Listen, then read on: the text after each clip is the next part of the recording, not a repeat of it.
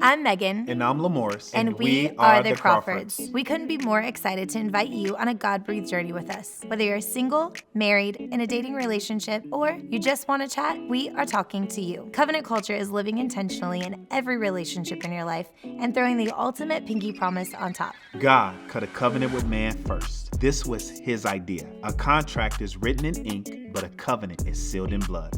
Covenant culture is the kingdom way of living. So join us every Monday to make this way of living your way of living.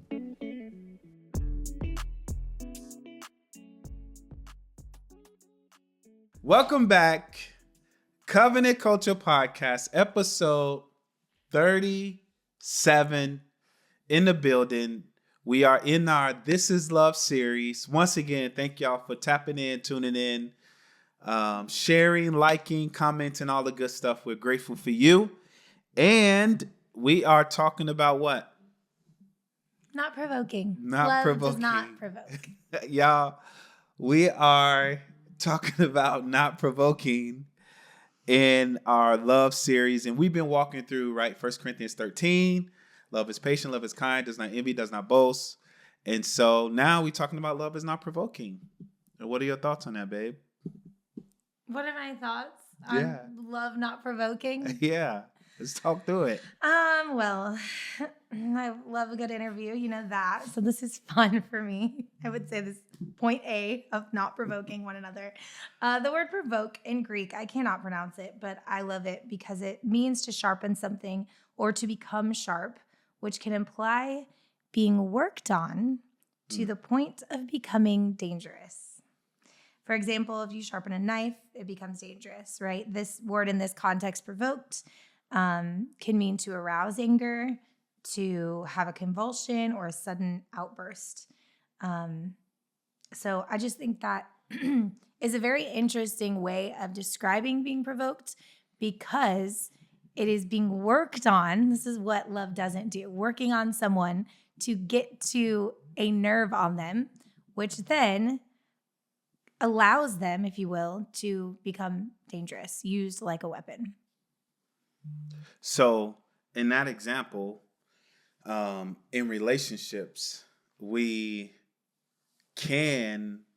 use the word normally poking. Don't poke me. Mm-hmm. I hint before we start recording this podcast. And if I truly love you, then that's not intentional. I shouldn't be intentional provoking you. Now, let's say by chance it was an accident or it wasn't intentional of me provoking you. Mm-hmm. I was trying to express. Still a provoke. Still doesn't change things. Anyway, you know how I've told you that when we're going through something, then the Lord wants to use it. So just moments before we pushed play, we just had a little provoking moment. Now, Kevin's with Lamorris. I don't care about that because they're boys. Okay, I do mean boys. Just kidding. But for women, it is interesting because I might perceive something being provoked, feeling provoked very differently than you. Yeah. And I always tell Lamorris, like, I'm not going to start this fake. If I'm not chummy with you, I'm not ready to do this. And he said, and I quote, well, why don't you tell the people what you said? Tell me. I don't remember. What was your apology moment? I said, I was sorry. I'm sorry you felt like I provoked you. Mm-hmm. So what we like to discuss with other couples, I hope it applies to us as well, is when you say this is how you feel, right? This is an I statement, but instead you said, sorry if you felt that I provoked you. And I just think that's interesting because there's like this responsibility taken out of it. Mm-hmm. Which for us, we're fine. It was silly. It was over flies, really, I think, is where it started. Yeah. There were too many flies in here in the sunroom to record. But it's interesting that the word provoke means to work on. Yeah. Because that's just how it felt. Then he made a joke and then he was praying for me. I'm like, that's not funny. I don't even think it's funny. The joke was pretty funny. It's not funny, Kevin. BOYS, I said. Now, a couple thoughts. Can I get a couple thoughts in? Well, yeah, but I just want to finish this, which was, it wasn't that big of a deal. It was silly. But that's like the definition of this, to be worked on to the point. Now you're sharpening something in me. Yeah. And now I'm going to be Poke me dangerous. back. Right? I'm sharpening what does your that knife. look like? Stab me. Yeah. How scary is that life? Anyway, go ahead. So a couple things. All right. So in that moment, you felt provoked. Mm-hmm. Once Are we counseling each other right now? we're having a real moment on our podcast. Okay, yeah. That's what we do. Mm-hmm. When you felt that, okay, and you expressed that, my thought was, okay, let me try to lighten the mood. Mm-hmm. So that's why I said that in my prayer. It wasn't to put another I get it. And sharpen up the knife. Times. I was trying to be like, okay, she feel provoked. Let me try and say something funny. Well, you didn't think it was funny. No, it just didn't work that time. So my question is, how do we navigate in relationship? Are you another question for me? No, I'm trying to just hash it out. I'm kidding. Okay, no. You see what I'm saying? Yeah. Like, I was trying to lighten it so you wouldn't feel that way. I recognize you felt that way, whether I didn't feel like I provoked you or not. But when you express it, I try to be sensitive to crack a joke. Talk to me. Some might think that's Talk to insensitive. me, It just depends on where you fall there. No, I get it. We've done that a million times, but we're usually not feeling provoked. That's kind of the difference. Gotcha. But it's okay. It's not. It just like any kind of reconciliation or resolving something, you both have to humble yourself to be like, okay, again, this is not how Morris normally is. And because you even took the step further when I said, okay, Lord, no, really help your son. And then Morris prayed for Kai. And I was like, because she said, help your son. I thought she was talking about my son. Down. But it was just funny and that's what I told him. The topic is provoking. Like how ironic is we're having this little moment. You're not a provoker by nature. You like will let things settle. You don't care about being right. I think I care about being right a little bit more than you do. Yeah. It's just the competitive thing of me. So she's the most competitive person in our family besides Easton. Which is weird because I would have thought that was you, but. Nope, I lost that years ago. Okay. Wow. When you got saved. Good. No, a little after. When I realized I gave up my dreams of going to the league, I lost all competitiveness. Anyway, so that point is, it's just a point of humbling one another or ourselves. Yeah. So that we can meet that meetup spot for sure. that we talk about. For sure. And as you're talking through, I had another second question to that, maybe to come back to me, is that God being our example, right? He doesn't do things to prod us. He doesn't do things to sharpen us, right? Yeah. Because God does not provoke mankind. As a matter of fact, as we said in almost every episode in this series, God's agape love is forever reaching towards mankind. Yeah. Everything in your life, God is orchestrating to draw you close to him. So the trials, the tribulations, even some of the decisions that you've made, God in his infinite grace and love is not provoking you for wrong. As a matter of fact, he's drawing you to himself. Yeah. And I think that's beautiful because he's like disarming. Correct. And that's what I feel like we have to do with him in that moment. Yeah. So that's why I felt a little toes stepped on when shots fired. Yeah. When you prayed to him about me in the moment. So I'm like, no, I'm over here like, okay, Lord, am I being overreacting? Am I? And it's so funny how a little thing can get triggered into spiraling into something I can't believe you just ridiculous. Said I can't believe you just said a little thing. Fox. Lamorris here. Hey, I just want to take a quick second to invite you to go on a deeper journey with us to take the covenant culture message around the world. We're looking for individuals, families who are willing to partner with us at $7 a month. That's right. With that, you'll get bonus content. We'll be able to do maybe a small Bible study and even throw in a couples counseling session for you. So if that's something you would prayerfully consider doing, just go right over to covenantcultureministries.com. You'll see a green tab gift button in the top right of the website, and we pray that you want to partner with us. Thanks for your time. We'll see you soon. So I got two things in my notes, but I had a thought and then your little thing confirmed it. This is what my note says about being provoked. It says, does not become irritated. Yeah. And then I think about this when you said the humility piece and a little thing, right? That when a clam is about to start the production of a pearl, it starts as a grain of sand and it literally irritates it until it becomes something beautiful. Oh, yeah, because that's what my name means. You know what? Right. It's very interesting, right? And so I say that to say. It's all making sense. Yeah. I say that to say if agape isn't irritated. If we humble ourselves, then that thing can turn into something beautiful. Yeah. Because humility is the provoker. I know this oxy, but it's a provoker of agape. So humility is the kickstarter. Oh, right. You A know good what I mean? provoking. Yes, Correct. yes. So it also says in this definition I have that it's not irritated and it's not touchy. Yeah. Sometimes I'm a little touchy. So in other words, it's like we have to humble ourselves, not be so prideful. So every time any little thing that's said or done, agape is not touchy, right? And stop looking to be touchy. There's some people we know that because of their being a demeanor, they're ready for their husband or spouse to be like, ooh, I just wish you look at me one time. I'm finna snap. I've asked, you know what I mean? When I hurl the past and insults and pain. That's not agape, right? Yeah. So we want a nurturing relationship that's going to yield fruit. Yeah. We don't want weeds. And I was cutting the grass this morning, and I got to thinking about weeds. A couple things this morning tripped me out. I grew up in the city. It's not a lot of grass, right? But if you look on the sidewalk, you can see weeds have turned up full concrete slabs of sidewalk. Yeah. A weed. That's how powerful a weed is. So the things that you don't take care of in your marriage can literally lift it off its foundation. Choke out the rest. Provoking, right? Envy, all the things we've been talking about. But think about fruit. There's nothing you can do with a weed. It gives no benefit. You can't eat it. You can't boil it for some nature's tea. Weeds is good for nothing if you think about it, right? But fruit. I bet there's some purpose for a weed. Some but people, anyway, weed heads. Someone's eating weed heads. I think that went differently than you meant. No, that's what I meant.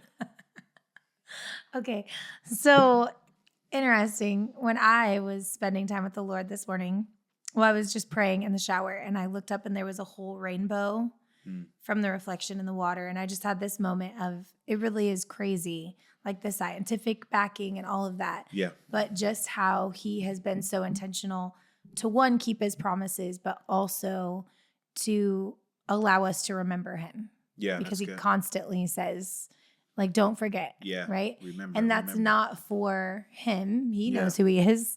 It's for us. Reminding him of his word. That's not for him. That's for us. Yeah. So same thing. Like when you get into, maybe it's cyclical, maybe you realize you are a touchy individual, or there are certain things that provoke you that maybe shouldn't. Yeah. Because that's the other thing. Like sometimes within that touchy space, we allow things to provoke us that really weren't that big of a deal. And that's what I was trying to search through. Yeah.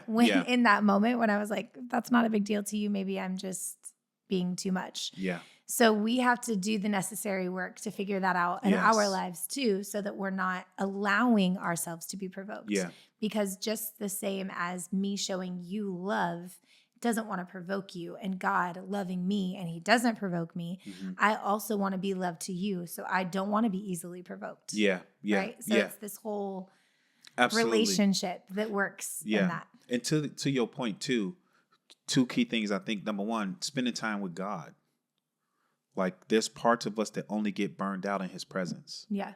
You know what I mean? There's no excuse for us to stay the way we were when there's a God who desires to change us. But it's on us, not him. Yeah. The Bible says if we draw nigh to him, he will draw nigh to us. Yeah. So his heart is to change us and wants to shape us to become more like his son. Yeah. And I think this is going to be a weird piggyback or bridge, if you will. But I was just thinking about women and how, we all have this special time during the month. It's a real treat. But the actual physiological proof of what takes place in our body and how we get there, right? Yeah. This is a touchy time. Yeah. Yeah. These are moments that we are like, excuse me, what did you mean by that? I am hurt. I am crying. I went from 0 to 1,000 of my emotions. I don't know how I got there, but here we are, right? So when I think about that, that's often used as a crutch. And I've had to, just like Paul tells us in the end of that chapter of love, to grow up. I've had to grow up in the fact of this isn't it's not a good excuse. Yes, Yeah. I'm going to be emotional, and yes, I can come to you, and you should have compassion in that moment, knowing like, I don't know why I'm a wreck right now. I don't know why I said that. I didn't even mean that. I just, it came out. Yeah. So there's grace there, but also recognizing like, I have to hold my tongue. Yeah. You know, it's like an extra opportunity to relax and chill out and choose love over how you're actually feeling. Yeah. Yeah. Because feelings lie to us. They change who even knows? And that, especially in that time period, I have no idea, all too quickly. So that's just something I think like, it's not just being provoked in a normal setting. It's not just being provoked in traffic, right? I am super provoked in traffic. I have to chill that out on my own so that I don't overreact. Yeah. But it also, when something life experience that's real is happening to us, being really focused on choosing love. And this crossover in every area. We talked about marriage. You just mentioned traffic. What about parenting? Yeah. Right? Love is not easily provoked. Think of the times that my attitude shifts because I could have sworn I've said 3 times to pick this up. And you did. And you probably said it 4 or 5. You know what I'm saying? Yes. So it's like God uses everything in our life to shape us to become more like him. And to mature us. Right? Even financially. You think of every area of your life, God uses those things to provoke his character in you. And then, of course, Jesus. Think about this. He was the Word. He is God, there one. Right? Think of how easily provoked Jesus could have been. Yeah. Right? He goes before Pilate, the Sanhedrin. You talking about easily provoked? He even said out of his mouth, I could have legions of angels come. Yeah, right now. Right? If he was easily provoked, we don't know how many angels could have tore Jerusalem in half. Or snatched some life out of people. But because Agape is patient, he was patient. Because Agape is kind, he was kind. He was the true example of this love that we're trying to talk about. And he did it in every relationship. Think how patient he had to be with Peter. Deny me 3. He told him. Well, I was just thinking that too. You cut someone's ear off. And for me, I know I'm about to be betrayed. I'm being betrayed for doing nothing wrong. I'm completely innocent.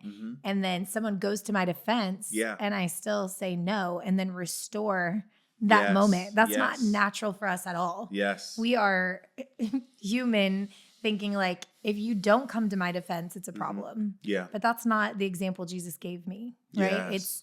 It's when I'm in a situation that's unfair or not right, I don't get to assume that my friendships, the people closest to me, should have my back and take on my offense and do wrong to defend me. That's right. Because God's our defender. That's right. And only love also, which we'll get to this, but rejoices in the truth.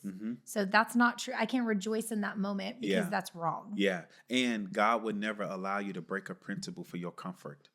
Yeah. Right? We take on offenses from other people when they're not ours. That's not biblical. You know what I mean? Yeah. Maybe God is using that situation to what? Produce character in them. Yeah. To teach them how to love, and it's to be painful patient. and it's hard and it's sticky and it's not fun, but it's once you start to see it, and again, not because we have this all together, we know it all perfectly, but you start to see this perfect work of him in you. Yes. And you start to see a maturity where I'm not like that anymore. And as quickly as I got offended or provoked, I handle it differently. I look at it differently. I'm choosing agape. Yeah. And I respond differently. That's maturity in that verse, 1 Corinthians 13:11, is that, a year ago, I may have snapped in 5 minutes. Well, maybe I'll move to 15. For sure. Right. That's the growth. That any small point of growth is significant. Yeah. You know what I mean? And I love love. And we've discussed this in different episodes, but like this kind of love is not, I love these shoes, right? These shoes wear out. I'm going to outgrow them. Yeah, you might get sauce on them when we go to the restaurant. That's an interesting thing that you would bring up. I know. I was trying to give it an example. Are you lightening the mood again? I don't. Sometimes you're lightening the mood. Provoke you? I'm not going to take offense. I'm sorry. But this is a real example that just happened yesterday. For the first time, I wore my brand new white shoes and Lamar's dropped sauce on them. So interesting you bring it up. It's fine. It's okay. It's just material things. Just an interesting timing. How about I buy you another pair? You just give those to Maya. Okay, great. Okay, there we go. I'm like, see how easy that is, fellas? Is that easy? Just Amazon. Amazon can change your marriage. No, the point that I was trying to make in that was I don't love those shoes like I love you. Yeah. Right? Yeah. I will outgrow them. They will get worn out. They will be out of style. They will get dirty. They will get stained. Right? We know that. But that's why so many relationships, we can't choose that love. That's not agape. That's just a love. Yeah. That's just a love we have for things. It's not tangible. It's not as real. And that's how you can hop out of your marriage. That's how you can choose to not defend it and fight for it. I can throw those shoes in the trash and be okay in 2 minutes. You can't throw your love away like that. Right. Yeah. And just like everything else, there's a decision in it. So you might decide that you want a divorce. Well, that divorce is going to be hard. Yeah. If you fight for your marriage, you might choose to fight for it. Well, that's going to be hard. So you have to choose which hard is, number one, honoring to God. And obviously there are a lot of things in that. So I'm not even being like fickle about that. I'm just saying it's true. You have to make that decision and knowing what the difficulty levels are and why. And you have to know what you're desiring, what you can handle, what you're willing to work through. Yeah. So I just think it's interesting because that kind of love is not the same. Right. That's why we're spending so much time in this, because that kind of love is provoked. Yeah. I mean, easily provoked. There's red blotches all over my shoes, right? Yeah. That's an easily provoked thing. But yeah, it's not kind. Yeah. It's going to say ugly things. Yeah. It's going to be arrogant. But that's why we have to meet each other, right? I'm going to grow up in this. And if you're unkind to me, I forgive you. I'm just kidding. If you're unkind to me, I can't meet you and be unkind. Yeah. You really are. Yeah. I saw a meme. I was going to say you're a great husband. I feel like I should finish that. Thank you. Keep going. You're a great wife and mom. I saw a meme, something like that. It's like, to your point of, you've been saying this for the last 6 months or so. You can't meet people where they are. Like you can't meet them in that. That's what you say. You can't meet them in that. So if someone's been evil to you and not kind to you, you don't get it right. Meet them in that. Yeah. And I saw a meme to that effect is you can't wash dirt with dirt. It's going to be dirty. It's good. Right? Yeah. And this to your point too of that type of love you can't build on. It's back to Matthew 7. You build on the sand or you build on the rock. Agape is rock. It is foundation. So this idea of not provoking allows you to build something in your marriage, and it affects everyone around you. Yeah. If you can work on this intimately with your spouse, what can happen at your job? It's true. What can happen with your kids? Your kids need to see that we're not easily provoked. Yeah. Right? You see, y'all, you know how many videos I've seen where parents beating up referees at ball games? Are you kidding me? What kind of example is that? To your kids? Yeah. You got parents snapping at refs. You got parents snapping at teachers. Yeah. You got snapping at police officers. Are you kidding me? Yeah. Well, let me say this too. There's like a moment where you can feel, no matter how sanctified you are, right? You can feel this rage rise up in you. And I think that sometimes when people feel that feels hopeless and like there's no way to come out of that. Yeah. Like I'm already there. I already said something terrible. I already responded terrible. But again, that's where we go back to humility. And if we can recognize, you can stop it there. Yeah. You might not have any good reason, right? You might not be able to give like an explanation for how you just felt or why you responded that way, but it's sin and we're not perfect people. But every day, the goal is every month, every year that your rebound time gets shorter. Yes. Like your bounce back. Yeah. Like we can't let things linger like that, because when they linger, they turn into something else. Yeah. And the greatest way to get the healthy you is to do the hard thing. Yeah. Let me say that again. The greatest way to get the healthier you is to do the right thing. The goal is to become more healthy spiritually, emotionally, relationally. Like that's hard. Yeah. But marriage is what? WORK. It's hard. I want to say it's FUN. Okay. But if you want to say it's work, that's fine too. Marriage. I'm not offended at all. And the reason why you want to start this in your relationship, because it spills over in every other area. That's the beauty of marriage, right? Yeah. God, we say this, God created, yes, our marriage is fun. We're going to have fun in our marriage. But God created marriage to make you holy. Yeah. Right. Holiness is the goal. Allowing the Holy Spirit to form you and shape you like Christ. That means you have to stay on the potter's wheel. Yeah. And I feel like that's any area of our life, right? Like, yes, he wants us to be happy. But again, when you are fulfilling his word, then happiness comes. Yes. It's not a holiness. I can't achieve anything. He's not going to love us any less. Right. But knowing that the whole goal is becoming more like him, he's going to use your marriage. Yeah. It's the most beautiful picture of him coming back for his bride. Like, of course he's going to do that. But he's going to use every area, you with your children, to understand a father, a love.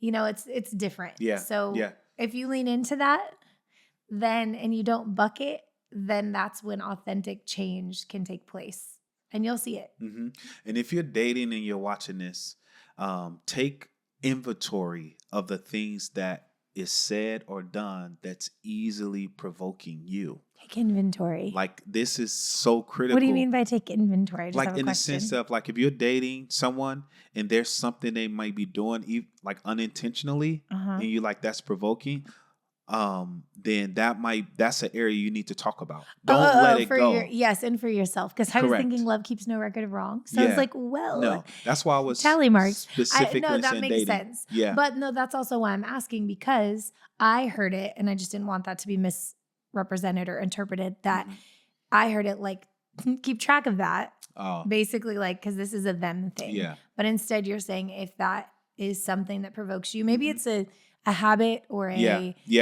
The way they talk or a joke they make, or is that real for you? That's You're real. laughing. No, that's for real. I'm just kidding. Like, if you know what I mean? Like, Kevin nodding, he's single. He know. He don't want no girl chewing with her mouth open, and he'll be like, "Hey, yo, shorty, that is a real just talk thing. to me. Like, Yes. is there a reason why you chew with your mouth open? You want to come correct when you say it, but address it. That's what all I'm saying. Because then you 6-8 months in, and boom, it blows up. Like, yo, you've been chewing your mouth open for 8 months. I can't take it no more. The whole atomic bomb. Right? So, and not just that. I know might be a silly example. No, but it is real. But even especially to character, when you are provoked. Yeah, even to character wise. Like, if there's something in their character in which they're provoking you, I think it's important that you address it ASAP, so that you can get, maybe it's unintentional, maybe they don't see it. And maybe it's just a conversation, like you said, right? It might probably not a deal breaker. Yeah. But it just depends on the severity and what you want for the rest of your life. Correct. If you can deal with chewing with the mouth open, then you're good. Yes. Maybe it's not provoking. Yes. Maybe you think it's sexy. I don't know. Wow. Maybe some people do. That's up to you. It's your own flow. Yo, we out of here now. We need to turn our microphones off. Yo, thank y'all so much for tuning in this love series, talking about agape is not easily provoked. We're grateful for you. Yo, continue to tap in, tune in, subscribe, share, all the good stuff. Thank you so much. Yeah, thank y'all so much. We'll see you next time. Bye. Peace. Give me some, shorty. Hey, holla. Once again, we are so thankful that you would follow along with us. If Covenant Culture has been a blessing to you in any way, would you prayerfully consider partnering with us to take this message around the world? There are 4 ways you can partner with us. Number 1, please pray. We covet your prayers. Number 2, give a one-time gift. Number 3, become a culture changer by your monthly financial commitment of $7 a month. And number 4, share our podcast with friends and family.